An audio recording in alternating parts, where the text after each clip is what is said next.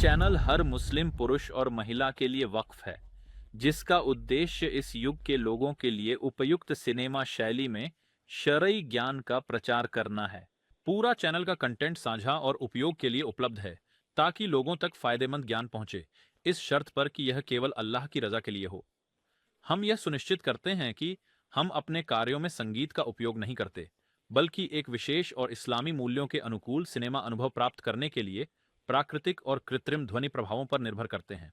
हमारी साथ मिलकर भलाई का संदेश फैलाएं और याद रखें कि भलाई की ओर मार्गदर्शन करने वाला उसका करने वाले के समान है, इसलिए ज्ञान फैलाने में भागीदारी करके उसे जरूरतमंदों तक पहुंचाएं।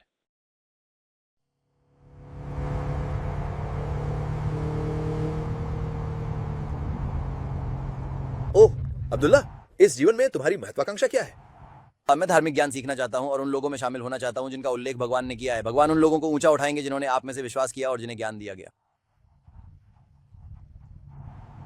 अल्लाह आपको आशीर्वाद दे अब्दुल्ला। चलो अब यात्रा शुरू करते हैं। हम न्याय शास्त्र से शुरू करेंगे, जहां से हर आस्तिक अपनी यात्रा अपने प्रभु से मिलने के लिए शुरू करता है। शुद्धिकरण।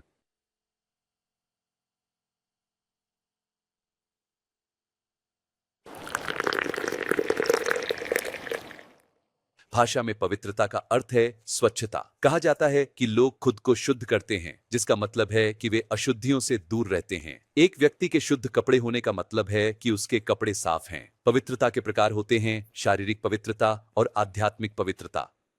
आध्यात्मिक पवित्रता का अर्थ है हृदय को द्वेष, ईर्ष्या और अहंकार से शुद्ध करना। शारीरिक पवित्रता, यह पवित्रता की पुस्तक या विद्वानों द्वारा लिखी गई फिक्ह की पुस्तकों में पाई जाती है।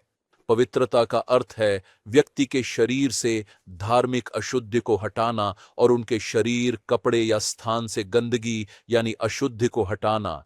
हमारे लिए पवित्रता का नियम कुरान, सुन्नत और उम्मा की सर्वसम्मति के अनुसार अनिवार्य है। सभी विद्वान इस बात से सहमत हैं कि शुद्धता प्रार्थना की वैधता के लिए एक शर्त है। शुद्धता के बिना प्रार्थना मान्य नहीं है, न तो अनिवार्य और न ही स्वैच्छिक। पिता, प्रार्थना के लिए शुद्धिकरण की वैधता के लिए किताब से क्या प्रमाण है?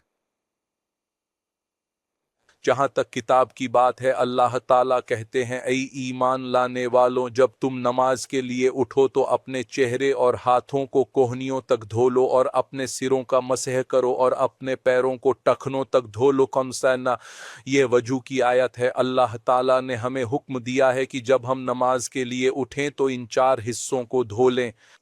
और परमेश्वर सर्वशक्तिमान कहते हैं, हे विश्वास करने वालों, प्रार्थना के पास न जाओ जब तुम नशे में हो, जब तक कि तुम यह न जान लो कि तुम क्या कह रहे हो, और न ही प्रमुख अशुद्धता की स्थिति में, सिवाय यात्रा के समय, जब तक कि तुमने धो न लिया हो, और यह प्रमुख शुद्धिकरण है।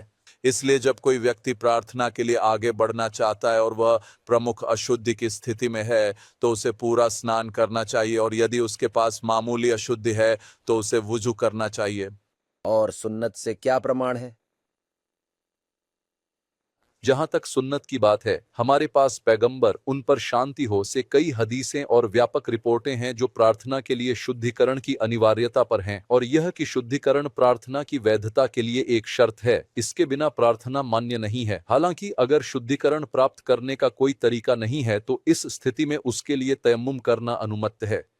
अनिवार्य नमाज और स्वैच्छिक नमाज के बीच कोई अंतर नहीं है, और उनमें से एक वर्णन वह है जो इमाम उहा मुस्लिम, अल्लाह उनसे प्रसन्न हो, ने अपनी सही में रिपोर्ट किया कि पैगंबर उन पर शांति हो ने कहा कि अल्लाह बिना पवित्रता के नमाज स्वीकार नहीं करता, और इसका मतलब है कि हमारे प्रभु महिमामय और महान बिना पवित्रता के किसी व्यक्ति की नमाज स्वीकार नहीं करते। इसका मतलब है कि उसकी प्रार्थना स्वीकार नहीं होती। सावधान रहो अब्दुल्ला। एक फकीह के लिए मूल सिद्धांत यह है कि वह स्वीकृति या अस्वीकृति के बारे में बात नहीं करता, वह केवल वैधता और अवैधता के बारे में बात करता है। अर्थात यदि कोई व्यक्ति उसके पास आता है और कहता है मैंने ऐसा किया, तो यह फकीह का अधिकार नहीं है कि वह उसे बताए कि उसकी प्रार्थना स्वीकार है या नहीं। स्वीकृति और अस्वीकृति परमेश्वर पर निर्भर है। जुरिस्ट की भूमिका यह कहने की है कि यह प्रार्थना वैध है और यह प्रार्थना अवैध है। और यह हदीस जो हमने प्रार्थना के लिए शुद्धिकरण की वैधता के बारे में उल्लेख की, जैसा कि इमाम अल-नववी, अल्लाह उन पर रहम करे, कहते हैं कि यह प्रार्थना के लिए शुद्धिकरण की अनिवार्यता पर एक पाठ है। जहां तक सर्वसम्मति की बात है, हमारे पास कई विद्वान हैं जिन्होंने यह सर्वसम्मति रिपोर्ट की है कि शुद्धिकरण प्रार्थना की वैधता की शर्त है। उनमें से इमाम इब्न अल मुंदिर, अल्लाह उन पर रहम करे, ने कहा, विद्वानों ने सर्वसम्मति से सहमति व्यक्त की है कि यदि कोई व्यक्ति इसे प्राप्त करने में सक्षम है तो शुद्धिकरण के बिना प्रार्थना मान्य नहीं है। मतलब अगर कोई व्यक्ति इसे प्राप्त करने में सक्षम है तो शुद्धिकरण के बिना यह मान्य नहीं है। हालांकि अगर वह शुद्ध करने का कोई तरीका नहीं पा सकता तो इस स्थिति में उसे तयम्मुम करने की अनुमति है। इमाम नववी, अल्लाह उन पर रहमत करे, ने भी इस बात पर सहमति व्यक्त की कि प्रार्थना की वैधता के लिए शुद्धिकरण एक शर्त है और पानी या मिट्टी से शुद्धिकरण के बिना प्रार्थना करना मना है, चाहे वह अनिवार्य हो या स्वैच्छिक प्रार्थना।